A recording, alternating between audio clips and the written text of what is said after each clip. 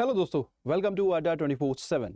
I'm your Veer and I'm here with a very important vacancy update for graduates, post graduates and दोस्तों ये जो vacancy है that is also one of the highest paying job in the country in the government sector. तो क्या ये vacancy है, क्या ये नोटिफिकेशन है, किस किस स्ट्रीम की ये वैकेंसी है, कौन कौन लोग इसके लिए एलिजिबल है, तो मैं सारी चीजें डिस्कस करने वाला हूं A to Z of this notification. तो एक छोटी सी रिक्वेस्ट है कि सेशन को स्टार्ट करने से पहले जल्दी से सेशन को सब्सक्राइब कर लीजिए, चैनल को सब्सक्राइब कर लीजिए, सेशन को लाइक कर दीजिए और ये जहां पे भी हो सके अपने सोशल मीडिया प्लेटफॉर्म्स पे अपने दोस्तों के साथ ये नोटिफिकेशन जरूर शेयर कीजिए। Again I would like to repeat, it is one of the highest paying government job in the country. तो चलिए दोस्तों, कौन सी ये वैकेंसी है इसके बारे में बात करते हैं। शायद बैकग्राउंड आपको दिख ही गया होगा कि सेबी का ये नोटिफिकेशन है, SEBI which is the regulator of the financial markets. तो ये उनकी वैकेंसी है और grade A assistant managerial level पे जो उनका मैनेजरियल ग्रेड है उसमें जो सबसे लोएस्ट पोस्ट होती है असिस्टेंट मैनेजर, वहां पे ये एंट्री पोजीशन है। ठीक है, तो बहुत ही अच्छी वैकेंसी है, बहुत ही अच्छी पोस्ट है, फ्रेशर्स के लिए जॉब है। तो क्या ये वैकेंसी है, क्या क्या चीजें हैं, चलिए स्टार्ट करते हैं। सबसे पहले इंपॉर्टेंट डेट से तो देखिए दोस्तों, आपकी जो फॉर्म फिलिंग है वो यहाँ पे स्टार्ट हो जाएगी अक्टूबर 30 से और नवंबर 28 तक फॉर्म फिलिंग यहाँ पे रहने वाली है। इसके बाद आपका जो एग्जाम की साइकिल है वो 3 स्टेजेस में होती है, phase 1, phase 2 and then interview. तो फेज 1 का जो आपका एग्जामिनेशन वो होगा जनवरी 10 को। तो यहाँ पे सेबी ने एक बहुत अच्छी बात ये की है कि आपको बहुत ही ज्यादा टाइम दे दिया एक तरह से। अगर मैं बात करूं, फेज 1 जो है वो आपकी जनवरी में है, जो कि एक क्वालिफाइंग नेचर है। क्वालिफाइंग क्यों है, मैं अभी आपको जब नोटिफिकेशन कवर करूंगा तो आपको पता चलेगा। ठीक है, फेज 2 जो है वो फरवरी में है। तो ऑलमोस्ट अगर हम देखें फेज 2 के रिगार्डिंग आपके पास ऑलमोस्ट 4 महीने का टाइम है, नवंबर, दिसंबर, जनवरी, फेब। ठीक है, एंड देन इंटरव्यू जो होगा उसकी डेट्स फ्यूचर में पता लग जाएंगी। तो ये इंपॉर्टेंट डेट्स हैं। तो हमारे पास सबसे इंपॉर्टेंट पार्ट, इस एग्जाम की प्रिपरेशन के लिए सफिशिएंट टाइम है, आप बहुत आराम से इसकी प्रिपरेशन कर सकते हो टाइम बाउंड मैनर में। सेकेंडली आते हैं वैकेंसीज पे। देखो दोस्तों, तो जर्नलिस्ट स्ट्रीम जो कि लगभग for open for all type vacancy होती है, उसमें अगर हम वैकेंसीज के बारे में बात करें तो जर्नलिस्ट स्ट्रीम में जो हमारी टोटल वैकेंसी है वो है 56। अब आप सोच रहे होंगे सर 56 इतना छोटा नंबर, क्योंकि बहुत सारे बच्चे जो रेगुलेटरी बॉडीज को फॉलो नहीं करते, इस एग्जाम को फॉलो नहीं करते, उन्हें लगता है कि ये वैकेंसी का नंबर बहुत कम है। But again I trust me guys, because ये one of the highest paying job है, तो ये नंबर अगेन पिछले साल से ज्यादा है, मतलब जो लास्ट रिक्रूटमेंट हुआ था उससे ज्यादा है। तो प्लीज ये मत सोचिए कि कम है, ये ज्यादा ही है। ठीक है इसमें भी अगर हम यूआर कैंडिडेट्स के बारे में बात करें तो उनके लिए 23, ओबीसी के लिए 14, एससी एसटी कैंडिडेट्स के लिए 10 and 4 respectively and economically weaker sections के लिए 5 वैकेंसीज। इसके अलावा जो पर्सन विद बेंचमार्क डिसेबिलिटी है उसमें से एक वैकेंसी जो है वो बी एंड एलवी जो कैटेगरी है उनके लिए है, एक वैकेंसी ऑटिज्म कैटेगरी के लिए है। ठीक है, तो ये यहाँ पे डिटेलिंग यहाँ पे दी हुई है। आप सबसे इंपॉर्टेंट आते हैं क्वालिफिकेशंस पे। देखो ध्यान से सुनना जो मैं बताने वाला हूं, क्योंकि इसके बाद बच्चों के मन में बहुत सारे डाउट्स आते हैं, उन्हें क्लैरिटी नहीं मिल पाती कि क्या वो एलिजिबल है कि नहीं है। तो जनरल स्ट्रीम के लिए मैं क्वालिफिकेशंस के बारे में आपको बता देता हूं दोस्तों। सबसे इंपॉर्टेंट बात, अगर आपके पास एक मास्टर्स डिग्री है या उसके इक्विवेलेंट कोई डिग्री है, ठीक है, या आपके पास पोस्ट ग्रेजुएट डिप्लोमा है, ठीक है, 2 साल का अगर आपके पास कोर्स है, अब मैं यहाँ पे लिख रहा हूं आपके पास एमएससी है, एमकॉम है, एमबीए है, ठीक है, मतलब आपके पास मास्टर्स की डिग्री है। ठीक है, बाई चांस मेरे से छूट गया हो तो भाई बहुत सारे मास्टर्स की डिग्री होती है, अगर आपके पास कोई भी मास्टर्स की डिग्री है तो आप जर्नलिस्ट स्ट्रीम के लिए एलिजिबल हो जाते हो। कोई स्ट्रीम का क्राइटेरिया नहीं है। ठीक है, लेकिन एक कैच है। अब यहाँ पे बहुत सारे बच्चे ऐसे होते हैं जिनके पास मास्टर्स की डिग्री नहीं होती, बैचलर ग्रेजुएट्स होते हैं। तो बैचलर लेवल पे सिर्फ यहाँ पे 2 ही डिग्री हैं जो एलिजिबल है, एक है बीटेक और एक है लॉ, बैचलर इन लॉ। ठीक है, यानी कि एलएलबी अगर आपके पास है। तो देखो दोस्तों, ये बड़ा क्लियर मैं आपको बता दूं। अब ये मत पूछना सर मैं बीसीए हूं, मैं बीबीए हूं, मैं बीकॉम हूं, नहीं। अगर आप बैचलर डिग्री के बेसिस पे अप्लाई करना चाहते हो तो या तो आप बीटेक हो, बैचलर इन टेक्नोलॉजी, या बैचलर इन इंजीनियरिंग, या फिर बैचलर इन लॉ आपके पास होना चाहिए। मास्टर्स डिग्री के बेसिस पे कोई कंस्ट्रेंट नहीं है, आप बड़े आराम से अप्लाई कर सकते हो। भाई ये कंफ्यूजन मत पूछना प्लीज बार बार, बड़ा कॉमन सी चीज है, 2+2 टाइप है। बैचलर डिग्री के बेस पे अप्लाई करना चाहते हो तो आपके पास बैचलर इंजीनियरिंग या टेक्नोलॉजी होनी चाहिए, या फिर बैचलर इन लॉ होना चाहिए। सिंपल सी बात, बीटेक, बीई, और वो किसी भी स्ट्रीम में। अब यहाँ पे भी इंजीनियर्स बड़े कंफ्यूज हो जाते हैं, भाई इंजीनियर से ऐसा एक्सपेक्टेड नहीं होता। भाई देखो, आपके पास एग्रीकल्चर स्ट्रीम से है कोई बात नहीं, आपके पास मैकेनिकल स्ट्रीम से हो कोई बात नहीं, सीएस से हो कोई बात नहीं, सभी स्ट्रीम्स यहाँ पे एलिजिबल है। स्ट्रीम वाइज कोई क्राइटेरिया नहीं है, ग्रेजुएशन वाइज क्राइटेरिया है। ग्रेजुएशन इन इंजीनियरिंग और टेक्नोलॉजी वो एलिजिबल है, ग्रेजुएशन इन लॉ वो एलिजिबल है, post graduation in any stream post graduation masters degree in any stream, आप यहाँ पे एलिजिबल हो जाते हैं। तो बहुत इंपॉर्टेंट क्राइटेरिया है, क्योंकि सबसे ज्यादा डाउट्स मेरे पास इसी चीज से आते हैं दोस्तों, इसीलिए मैंने यहाँ पे क्वालिफिकेशन पे सबसे ज्यादा एम्फेसिस दिया है। ठीक है, तो आप थोड़ा सा आगे चलते हैं नोटिफिकेशन पे। तो आई थिंक जनरल स्ट्रीम के रिगार्डिंग आपको कंप्लीट आइडिया मिल गया हो। ठीक है, इसके अलावा जो हमारी स्पेशलिस्ट स्ट्रीम है, थोड़ा सा जल्दी मैं उनके बारे में भी बता देता हूँ। लीगल स्ट्रीम के यहाँ पे 20 वैकेंसीज हैं, अगेन काफी बड़ा नंबर है। ठीक है, और यहाँ पे क्वालिफिकेशन मांगा गया है बैचलर इन लॉ। ठीक है, इसके साथ साथ 2 साल का डिजायरेबल बेसिकली एक्सपीरियंस भी है। अभी डिजायरेबल एक्सपीरियंस जो मांगा गया है 2 साल का, उसका देखो एडवांटेज आपको कहाँ मिलेगा, वो इंटरव्यू स्टेज में मिलेगा। उससे पहले अगर आप प्री मेंस एग्जाम देना है तो कोई दिक्कत नहीं है। डिजायरेबल अगर आपके पास क्वालिफिकेशन नहीं भी है तो कोई बात नहीं, सिर्फ हाँ इंटरव्यू में आपको 3.75 मार्क्स का एडवांटेज मिलेगा अगर आपके पास एक्सपीरियंस है 2 साल का। ठीक है, then information technology simple 22 vacancies, then bachelor degree in engineering in any branch, in any branch मतलब मैकेनिकल इंजीनियर्स भी जो है वो यहाँ पे अप्लाई कर सकते हैं। ठीक है, लेकिन अगर आप सपोज देयर इज समवन जिसके पास बैचलर डिग्री इन इंजीनियरिंग नहीं है, कोई बीएससी है जिसने मास्टर्स की हुई है then in computer science, computer application या इंफॉर्मेशन टेक्नोलॉजी में, तो वो लोग भी यहाँ पे अप्लाई कर सकते हैं। मतलब सपोज कोई ऐसा बच्चा था जिसने बीएससी किया देन उसने एमएससी इन आईटी कर लिया, तो वो यहाँ पे एलिजिबल हो जाता है। ठीक है, तो ये एक इंपॉर्टेंट चीज है। देन रिसर्च के लिए फर्दर फाइनेंस स्पेशलाइज जो स्ट्रीम्स हैं वो यहाँ पे एलिजिबल है। आप चाहो तो एक बार नोटिफिकेशन रीड कर सकते हो। ठीक है, इसी के अलावा ऑफिशियल लैंग्वेज की भी यहाँ पे 3 वैकेंसी हैं और इलेक्ट्रिकल इंजीनियरिंग की भी यहाँ पे 2 वैकेंसीज, उसके साथ साथ सिविल इंजीनियरिंग की भी यहाँ पे 3 वैकेंसीज हैं। अब देखो लीगल हो, इलेक्ट्रिकल इंजीनियरिंग हो, सिविल इंजीनियरिंग हो, यहाँ पे डिजायरेबल एक एक्सपीरियंस मांगा गया है दोस्तों, लेकिन वो डिजायरेबल है, that is not mandatory. Form filling के टाइम पे आपको उसकी जरूरत नहीं है। हाँ, इंटरव्यू में उससे आपको सडनली 1-2 मार्क्स का एज, 1-2 नहीं to be precise 3 point something marks का आपको एडवांटेज मिलेगा। मैं अभी आपको आगे दिखाता हूँ। ठीक है, तो ये थी वैकेंसी डिटेल्स दोस्तों। अब आ जाते हैं सिलेक्शन क्राइटेरिया पे। बाकी देखो यहाँ पे एक इंपॉर्टेंट क्वालिफिकेशन आती है एज के टर्म्स में भी, वो भी मैं आपको बता दूं कि आपकी एज 30 क्रॉस नहीं होनी चाहिए ऑन सितंबर 30, 2025। 30 2025 को, सितंबर 30 को जो है आपकी एज 30 क्रॉस नहीं होनी चाहिए। ठीक है, तो ये एक इंपॉर्टेंट क्राइटेरिया यहाँ पे है। ठीक है, देन जो एज रिलैक्सेशन रहता है कैटेगरी वाइज, वो जो हमारे गवर्नमेंट एग्जाम्स के नॉर्म्स होते हैं, जैसे ओबीसी के लिए 3 साल का, एससी एसटी कैंडिडेट्स के लिए 5 साल का, देन सर्विसमैन के लिए 10 ईयर्स का, तो वो रिलैक्सेशन यहाँ पे भी हैं, ऐसा कुछ नहीं है। ठीक है, अगेन मैंने बोला कि ये गवर्नमेंट जॉब है तो इस वजह से। नेक्स्ट आते हैं कि बहुत सारे बच्चे जो है वो मल्टीपल स्ट्रीम्स के लिए अप्लाई करना चाहते हैं। तो मैं आप लोगों को बता दूं दोस्तों कि आप 2 स्ट्रीम्स के लिए अप्लाई कर सकते हैं, कोई भी 2 स्ट्रीम्स के लिए आप अप्लाई कर सकते हो, कोई दिक्कत नहीं है। जर्नलिस्ट, जैसे अगर हम देखें जर्नलिस्ट में बैचलर इन लॉ भी मांगा गया है और लीगल स्ट्रीम में भी बैचलर इन लॉ मांगा गया है। सिमिलरली जर्नलिस्ट स्ट्रीम में और जो हमारी बेसिकली आईटी वाली जो वैकेंसी है उसमें दोनों में ही इंजीनियरिंग डिग्री मांगी गई है, तो यहाँ पे बच्चे एलिजिबल हो जाते हैं मल्टीपल स्ट्रीम्स के लिए। तो आप ज्यादा से ज्यादा 2 स्ट्रीम के लिए अप्लाई कर सकते हो, कोई दिक्कत नहीं है। तो मैंने यहाँ पे रिपीट कर रहा हूँ, आप 2 स्ट्रीम के लिए अप्लाई कर सकते हो, बस सेपरेट एप्लीकेशन फॉर्म आपको देने होंगे। ठीक है, तो दोस्तों आप थोड़ा सा आगे चलते हैं, मोड ऑफ सिलेक्शन पे चलते हैं। तो जो आपका फेज 1 एग्जामिनेशन है दोस्तों, ऑनलाइन एग्जामिनेशन होता है।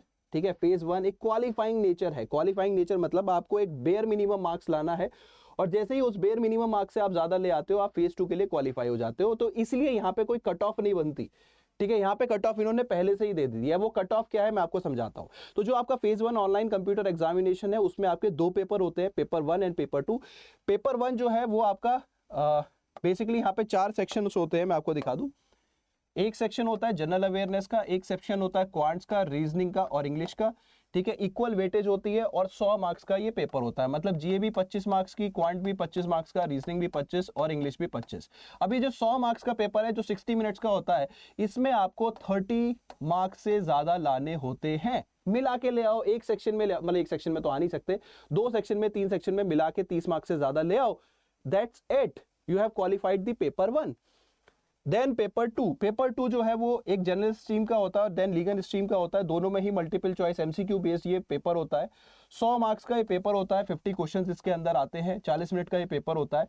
इस पेपर में भी देखो डिफरेंट सब्जेक्ट्स होते हैं, इनके बारे में भी अभी जल्दी से बात करेंगे, लेकिन सिंपल सी बात है, इस पेपर में भी आपको सिर्फ 40% मार्क्स लाने होते हैं, यानी कि 40 मार्क्स।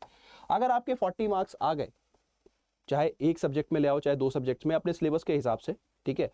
तो पेपर 2 में 100 में से आपको 40 से ज़्यादा मार्क्स लाने, पेपर 1 में 30 से ज़्यादा लाने, और मिला के पेपर 1 एंड पेपर 2 में मिला के 70 नहीं 80 मार्क्स से ज़्यादा ले आए अगर आप, तो आपकी कट ऑफ क्लियर हो जाएगी फेज 1 की, and you will definitely qualify for the phase 2। तो बहुत ही इंपॉर्टेंट क्राइटेरिया, बहुत ही सिंपल मैनर में मैंने आप लोगों को समझा दिया कि फेज 1 जो है वो यहाँ पे भैया क्वालिफाइंग इन नेचर है, ठीक है, जिसका पेपर 1 जीए, क्वांट्स, रीजनिंग, इंग्लिश आता है, और पेपर 2 में आपके स्पेशलाइज सब्जेक्ट्स होते हैं जो कि आपको पढ़ने होते हैं, ठीक है, और उसका भी एक पेपर होता है और उसको वो भी क्वालिफाइंग इन नेचर है। Phase 1 is just qualifying in nature. ज्यादातर बच्चे ऑलमोस्ट 80 to 90% बच्चे यहाँ पे क्वालिफाई कर ही जाते हैं नेक्स्ट फेज के लिए। तो नेक्स्ट फेज हमारी रियल कॉम्पिटिटिव स्टेज होगी, उसके बारे में भी बात कर लेते हैं।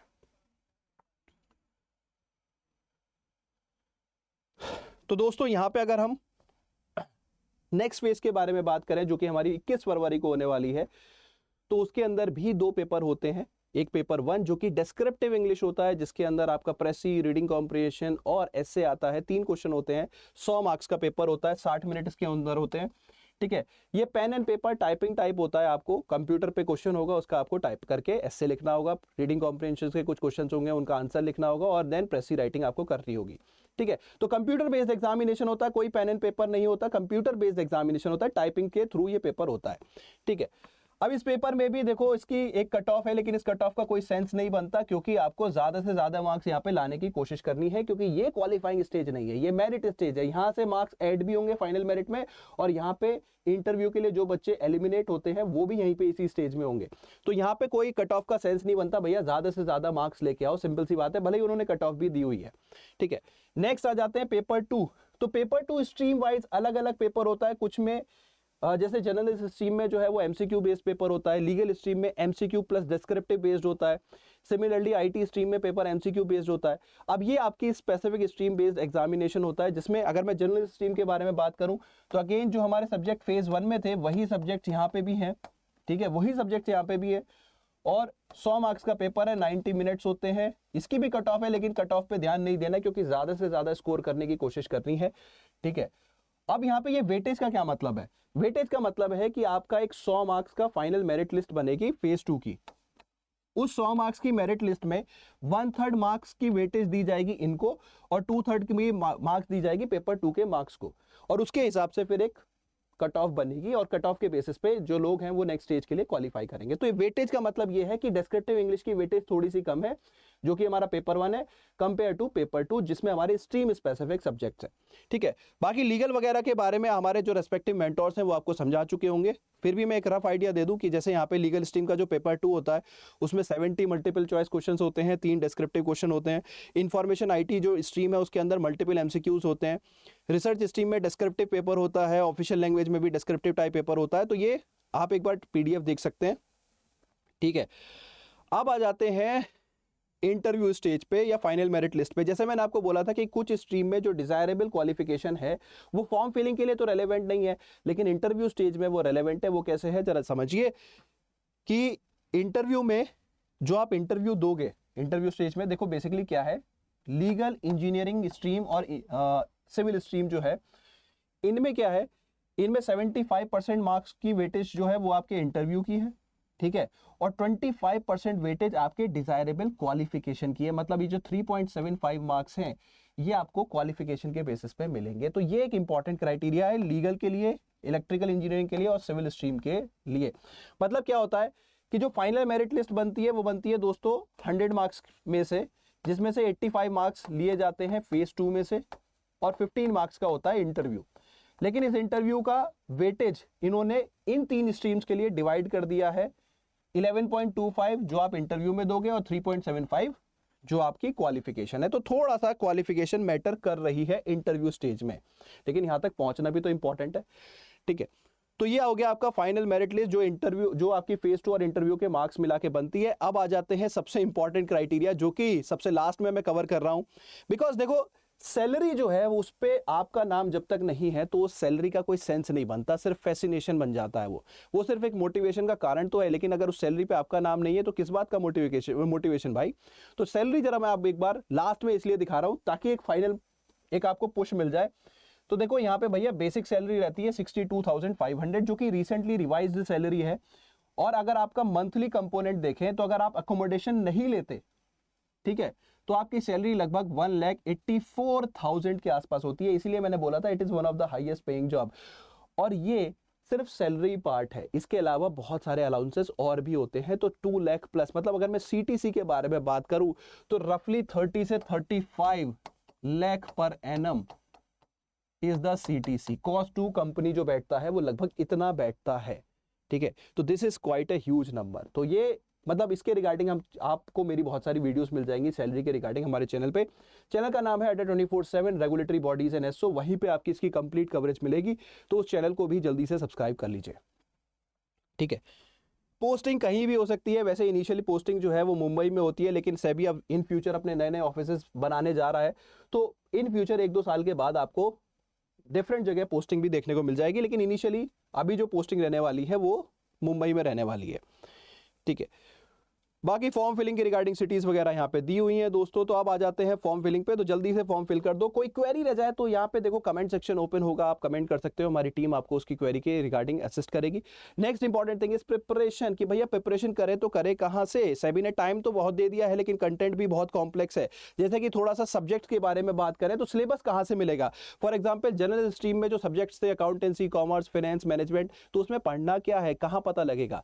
IT स्ट्रीम है तो पढ़ना क्या है, कहाँ पता लगेगा। तो इसी नोटिफिकेशन के लास्ट में उन्होंने पूरा डिटेलिंग में फेज 1 फेज 2 का सिलेबस दिया हुआ है। भाई मैं जनरल स्ट्रीम के सिलेबस के बारे में बात कर लेता हूं, क्योंकि मैं ज्यादातर जनरल स्ट्रीम कवर कराता हूं, ठीक है। बाकी हमारे रेस्पेक्टिव मेंटर्स हैं जो लीगल और IT भी कवर कराते हैं, वो लोग आपको सिलेबस को और अच्छे से एक्सप्लेन कर देंगे। लेकिन सिलेबस तो सिलेबस है यार, कोई भी समझ सकता है, कोई दिक्कत वाली बात नहीं है।